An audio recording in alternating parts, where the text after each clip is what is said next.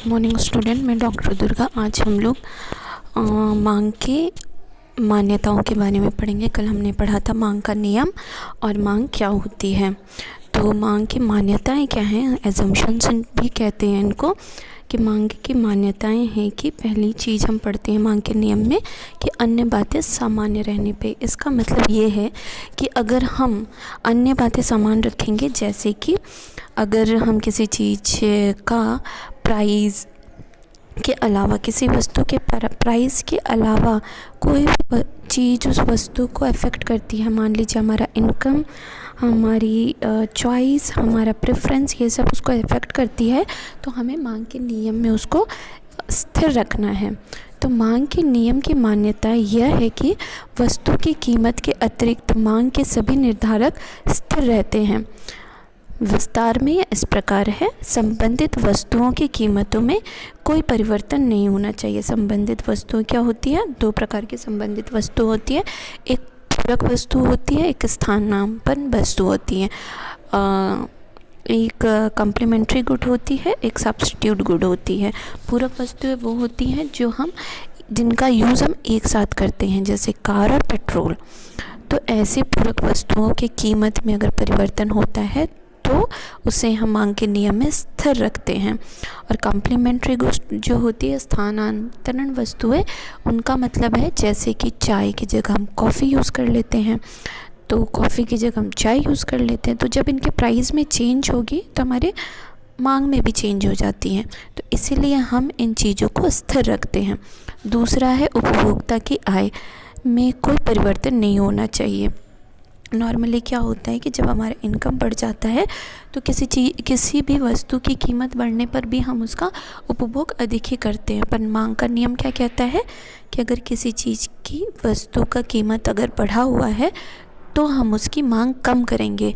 पर अगर हमारा इनकम भी बढ़ जाए साथ साथ में और वस्तु की कीमत भी बढ़ जाए तो हम उसका मांग कम नहीं करेंगे। इसलिए कहते हैं, ये मांग के नियम के विरुद्ध हो जाता है। तो हम क्या करते हैं कि हम अन्य बातों को सामान्य रखते हैं, मतलब आय को भी हम स्थिर रखेंगे। हम जब मांग का नियम पढ़ेंगे तो हम ये मान लेंगे कि जो हमारा इनकम है वो स्टेबल रहेगा, उसमें कोई चेंजेस नहीं आएंगे। तीसरा है, उपभोक्ता की रुचि तथा प्राथमिकताओं में कोई परिवर्तन नहीं होना चाहिए।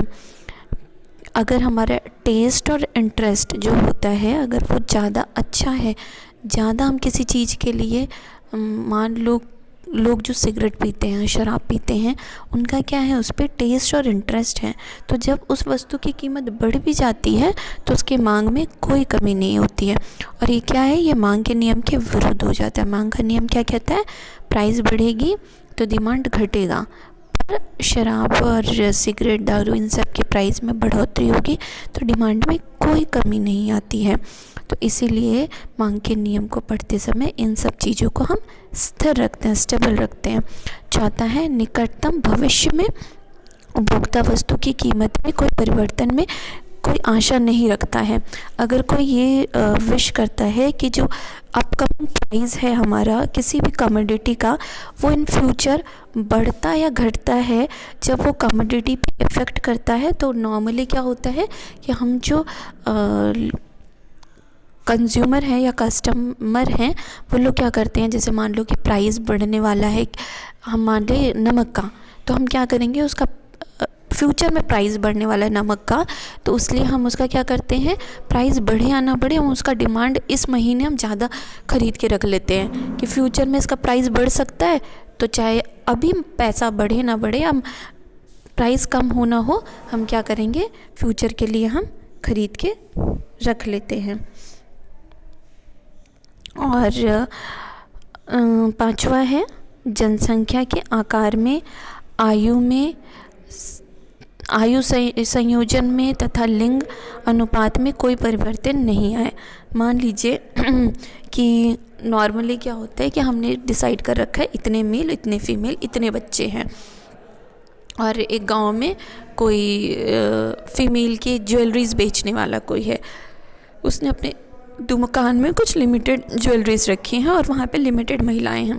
पर अचानक से महिलाओं की संख्या बढ़ जाए और वो ज्वेलरी में कमी आ जाए, क्योंकि उसने तो 50 लोगों के हिसाब से रखा है और अचानक से 200-300 महिलाएं आ जाएं, तो क्या होगा कि उसके प्राइस में बढ़ोतरी हो ना हो, उसके डिमांड में क्या होगा, बहुत ज़्यादा इंक्रीमेंट होगा, बहुत ज़्यादा चेंजेस आएगा। तो इसलिए क्या करते हैं हम, जनसंख्या के आकार, आयु, लिंग, इन सब को भी हम स्टेबल मान लेते हैं।